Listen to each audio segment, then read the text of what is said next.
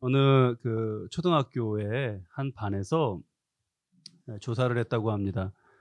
아빠와 엄마, 가정의 아빠와 엄마의 관계가 어떤가, 그걸 이제 아이에게 이렇게 묻는 조사를 한 거예요. 1번 좋다, 2번 안 좋다, 3번 그저 그렇다, 4번은 이제 기타. 기타는 기타 옆에 이제 그럼 뭐 어떤 건가 적는 칸이 있었습니다. 다 아이들이 1번 아니면 2번 아니면 3번이었는데 한 아이가 4번에다가 동그라미를 한 거예요. 기타. 아빠와 엄마의 관계는 기타이다. 그래서 이게 뭔가 하고 선생님이 이렇게 보니까 그 괄호 안에 철학적이다 이렇게 써 있는 거예요. 아빠와 엄마의 관계는 철학적이다.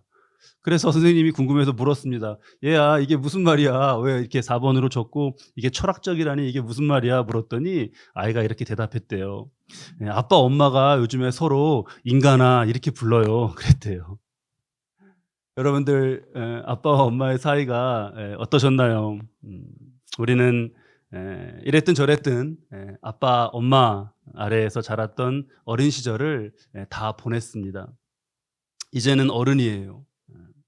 그런데 누구나 마음속에 아이를 품고 산다는 그런 말이 있죠. 우리 마음속에는 아직 아이가 사는 것 같습니다.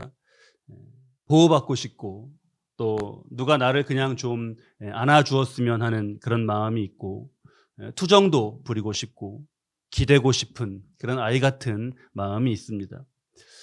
그래서 힘들 때 이렇게 자기 가슴에 손을 얹고 괜찮다, 괜찮다 이렇게 하는 게 위로가 되기도 합니다. 예수님께 사람들이 어린 자녀들을 데리고 나왔습니다. 손을 얹고 축복해 주시는 기도를 받고 싶었어요.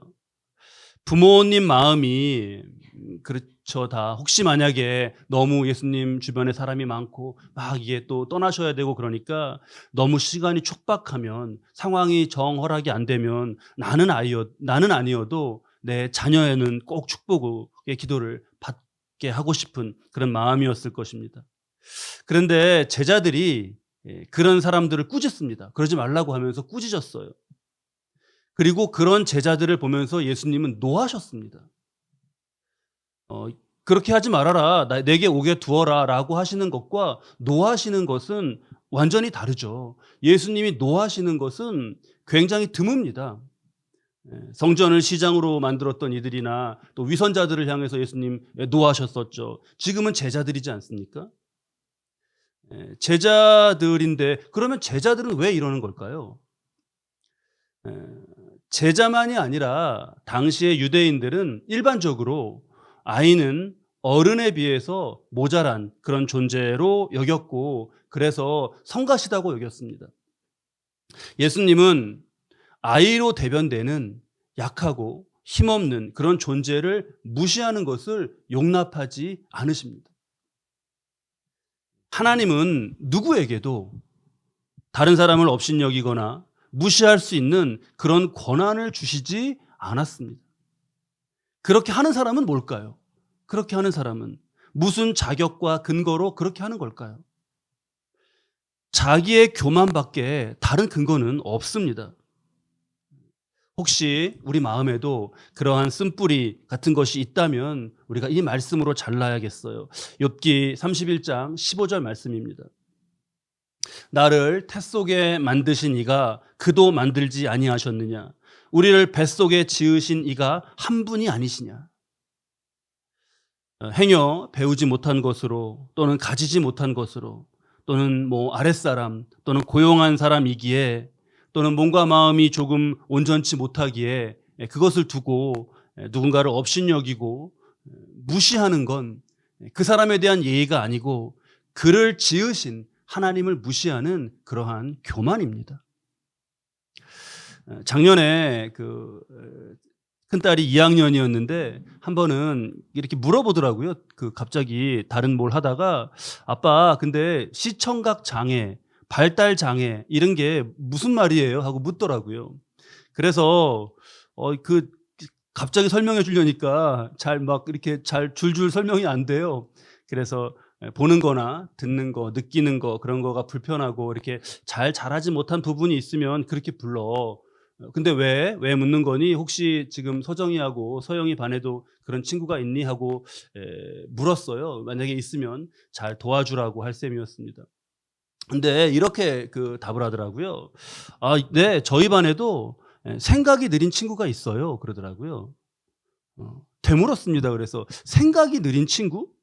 그랬더니 "네. 누구누구는 생각이 좀 느려요. 그래서 도와줘야 돼요. 그래서 어떤 선생님이 옆에서 도와줘요." 그러더라고요. 그때 7 살이던 서영이는 그거 뭐가 누가 뭐라 그랬나 막 경쟁 동생들은 그런 것 같아요. 경쟁 심리로 언니한테 "우리 반에도 마음이 느린 친구 있어. 걔도 선생님이 도와줘." 막 그러더라고요. 생각이 느린, 마음이 느린 친구. 너무 좋은 표현 아닙니까? 요즘 학교나 어린이집에서는 그렇게 가르치는 것 같더라고요. 그게 굉장히 고마웠습니다. 그런 이들을 비하하면서 불렀던 그런 말들이 떠올랐습니다. 불편한 것뿐인데 어쩌면 그래서 더 열심히 살아갈지 모를 이들을 왜 그렇게 부르면서 비하할까요? 나는 하나님께 지음받았고 내 입술은 그러한 말들로 더럽힐 수 없는 존귀한 것임을 모르고 또 그 또한 그렇게 존귀한 존재임을 모르는 그것은 영적인 무지인 것이죠. 교만이라고 할 수 있습니다. 에스겔서에 사탄이 생겨난 그 시작에 대한 의미심장한 말씀이 나옵니다. 무엇인가요, 그게? 아무 근거 없이 스스로를 높인 교만의 영입니다. 우리 마음, 눈, 입을 교만의 영에 내주지 않기를 바랍니다. 예수님은 감정적으로 화내신 것이 아니라 위험에 빠질 것을 일깨우고 계시는 거예요. 그리고 예수님 이어서 어린아이와는 거리가 너무나 먼 것 같은 뜻밖의 말씀을 하십니다. 하나님 나라예요. 하나님 나라. 이걸 곁에서 듣던 유대인들은 아마 깜짝 놀랐을 겁니다. 유대인에게 하나님은 보통 말이 아니에요. 하나님 나라 이런 말이 보통 말이 아닙니다. 성경 필사본을 보면 여호와 하나님, 주 이런 표현들은 굵게 표시가 되어 있어요. 굵게. 그게 왜 그런 거죠? 서기관들이요. 성경을 필사해 가자. 지금은 이렇게 인쇄물로 우리가 보지만 예전에는 성경을 이렇게 또 한 권을 만들려면 다 필사를 했습니다. 성경을 필사해 가요. 성경을 필사해 가다가 다음번에 하나님, 여호와, 이렇게 주, 이렇게 하나님을 부르는 호칭을 쓰게 되면 그 전에 붓을 놓고 몸을 깨끗이 씻고 붓도 깨끗이 씻고 붓이 너무 더러워졌고 해졌으면 새 붓으로 바꾸고 그렇게 하고 먹을 새로 찍어서 하나님, 이렇게 주, 여호와 이렇게 썼습니다. 그러니까 그 부분만 사본에서 그 부분만 글자가 진해요. 그런데 하나님의 나라가 어떻게 그렇게 미숙하고 온전하지도 못한 어린아이의 것이라고 하는가? 그렇게 놀라는 거죠. 근데 주님은 말씀을 보면 내가 진실로 강조하셨고 결단코 또 강조하셨고 누구든지 이렇게 누차 강조하십니다. 어린아이의 어떤 점이 그렇게 중요한 걸까요? 우리가 말씀의 의미를 분명히 새기기 위해서는 이 사건에 지금 연결된 우리가 이어서 읽은 연결된 사건을 잘 봐야 합니다. 마가는 지금 어린아이 사건 직후에 어떤 사람이 막 달려와서 예수님 앞에 무릎을 꿇은 것을 전하죠. 마태는 그 사람은 청년이었는데 부자였다라는 걸 전합니다. 누가는 상세히 살펴서 그가 관원이었던 것을 전합니다. 당시에는 유대에서 30살 이상이 되어야 관직에 나갈 수 있었어요. 그러니까 복음서를 종합해 보면 어떤 30대 청년, 부자, 관원이 예수님 앞에 와서 무릎을 꿇은 거예요. 그리고 물었죠. 내가 무엇을 하여야 영생을 얻으리이까? 그래서 예수님은 살인, 간음, 도둑질, 거짓 증거, 속여서 빼앗는 것 하지 말아라. 그런 금지 조항과 부모를 공경하고 또 내 이웃을 내 자신과 같이 사랑하라. 신 말씀, 그걸 실천 조항으로 말씀해 주셨어요. 예수님의 말씀에 이 30대 부자, 청년, 공직자 이 사람 뭐라고 답하나요? 이것은 내가 어려서부터 다 지켰나이다. 와, 이걸 다 지켰다는 거예요. 이게 정말일까요, 여러분? 어떻게 생각하세요? 우리가 뭐 보지 못했으니까 알 수가 없죠. 부모를 공경했다. 이거 어려서부터 지켰다고 하는데 이거는 부모님 만나서 얘기를 좀 들어봐야 되지 않나요? 안방에서 뭐 시어머니 얘기 들으면은 며느리가 나쁘고 부엌에서 며느리 얘기 들으면은 시어머니가 잘못했고 그렇지 않습니까? 어릴 때부터 정말 부모님 공경했을까요? 그런데 이 청년이 대답처럼 그렇게 지키지 못했을 겁니다. 어떻게 아냐고요? 이 청년이 정말 내 이웃을 내 자신과 같이 사랑했다면 이렇게 부자로 남아 있을 수 있었을까요? 우리가 이웃을 사랑하려 하고 돕습니다. 그런데 주님이 그렇게 돕고 사랑하고 하는 것을 너가 너 자신을 사랑하는 것 같이 그렇게 했냐 물으시면 우리가 네라고 대답할 수 있습니까? 다른 계명들도 결코 어기지 않았습니다라고 할 수 있나요? 살인, 간음, 도둑질 이거 마음으로 지은 것도 다 지은 죄인데요. 마음도 몸 아니고 몸입니다. 마음은 뭐 몸 바뀐가요? 다른 사람의 것인가요? 주님이 그걸 말씀하시는 거죠. 그 점을 보신 거예요. 정말 다 지켰다고 한다면 가진 걸 다 팔아서 가난한 사람에게 주고 나를 따라라. 그러자 그는 슬픈 기색을 띠고 근심하며 돌아갑니다. 엎드려서 구할 때는 모든 말씀하시면 따를 것 같았습니다. 어쩌면 다른 것이면 따랐을 수도 있어요. 그런데 재물은 안 됩니다. 여기서 이 사람의 숨은 우상이 드러나는 거죠. 우상은 깊은 곳에 있고 결정적일 때 드러나서 그를 지배합니다. 그러면 우리도 영생을 얻기 위해서 지금 재물을 다 팔아버리고 주를 따라야 할까요? 그 의미가 아닙니다. 하나님의 나라를 받드는 어린아이, 하나님의 나라를 받아들이는 어린아이와 부자 청년의 차이는 누구는 재물을 다 팔아서 구제했고 누구는 안 했고의 차이가 아닙니다. 어린아이는 팔 것도 없지 않습니까? 이 부자 청년에게 정말 하나님의 나라가 가장 귀한가? 무릎을 꿇고 선하신 선생님 외치는 외침은 정말 영생이라면 하나님의 나라라면 무엇이든지 하겠다는 결심인가? 아니면 할만한가 한번 들어보겠다는 것입니다. 어린아이는 어떤가요? 하나님의 나라를 어린아이와 같이 받아들이는 것은 하나님의 나라, 하나님을 향한 믿음이 순수하고 절대적인 겁니다. 여러분, 우리 어린아이들이 그 부모를 어떻게 받아들이나요? 그 부모를 받아들이는데 어떤 조건 같은 게 있나요? 내게 잘해주면 내 부모고 아니면 아닙니다. 아이가 그러나요? 아닙니다. 관계도 절대적이고 믿음도 절대적입니다. 순수한 믿음이라는 것은 하나님을 단순하게 신뢰하는 거예요. 조건이 붙으면 순수는 사라져요. 잘 될 것이라는 것을 믿는 것이 아니라 하나님을 믿는 것입니다. 하나님이 주실 것을 믿는 것이 아니라 하나님을 믿는 것이에요.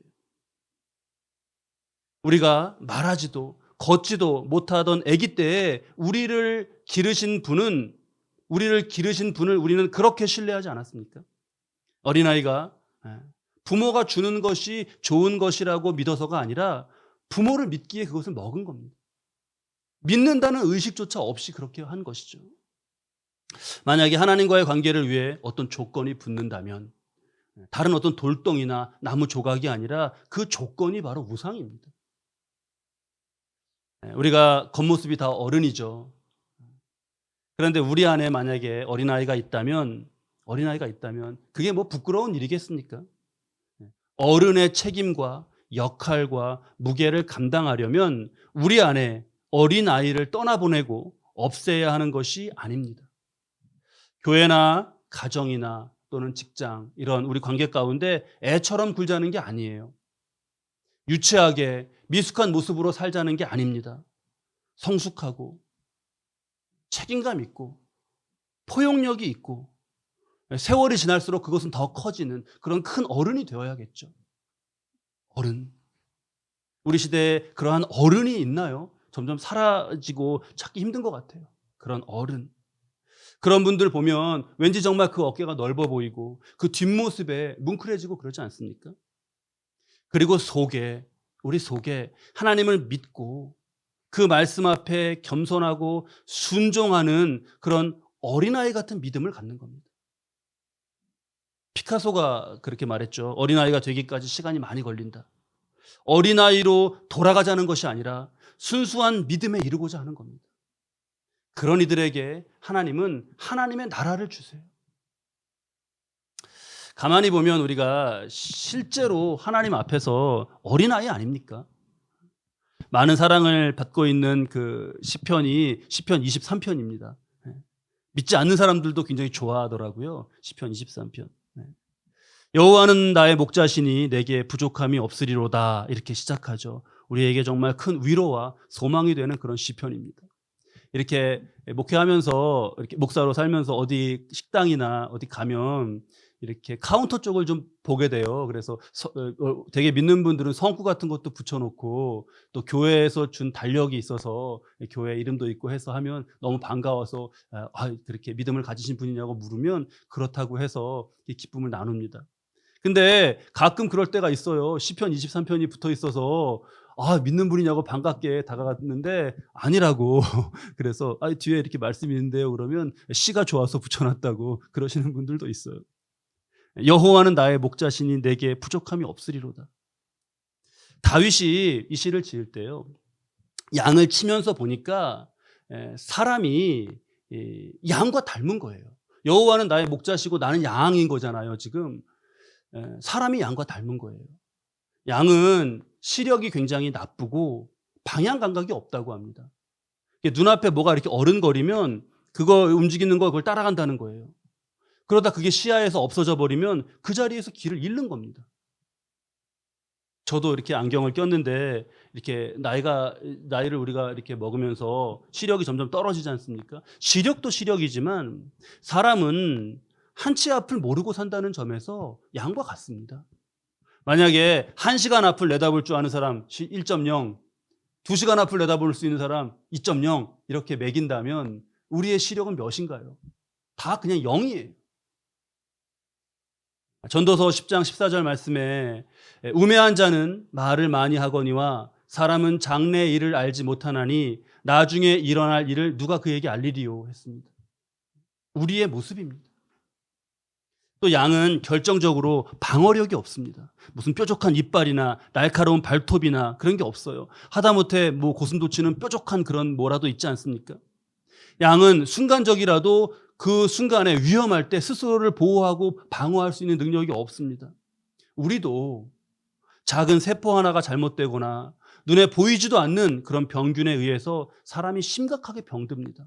그 위중할 때 결정적인 무엇이 우리에게 있나요? 양은 다리가 굳건하지 못하고 또 재빠르지도 못하다고 합니다. 그래서 맹수들이 돌격해 올 때 거의 걷듯이 도망친대요. 저게 지금 도망치고 있는 거야? 아니면 걸어가는 거야? 그렇게 보인대요. 그러다가 넘어지면 혼자 일어나지도 못한다고 합니다. 사람이 마음의 상처를 입고 좌절, 슬픔, 우울감 속에 쓰러져서 정말 한동안 무기력하게 그렇게 지내기도 하지 않습니까? 다윗이 그 양을 보면서 내가 정말 저 양 같구나 이렇게 느낀 겁니다. 양을 보니까 내가 양인 같구나라고 생각하고 그걸 깨닫고 나니까 하나님의 은혜가 너무나 크게 느껴진 거죠. 어떤 분들은 하나님의 은혜가 내게 어떤 것이 임하는 거야 이렇게 잘 모르시겠다고 합니다. 그럴 때 밖을 보지 말고요. 나 자신을 한번 보십시오. 내가 얼마나 허술한지, 내가 얼마나 부족한지, 내 안에 여전히 남아있는 욕심이나 거짓이나 시기나 분노나 또 교만 같은 것들.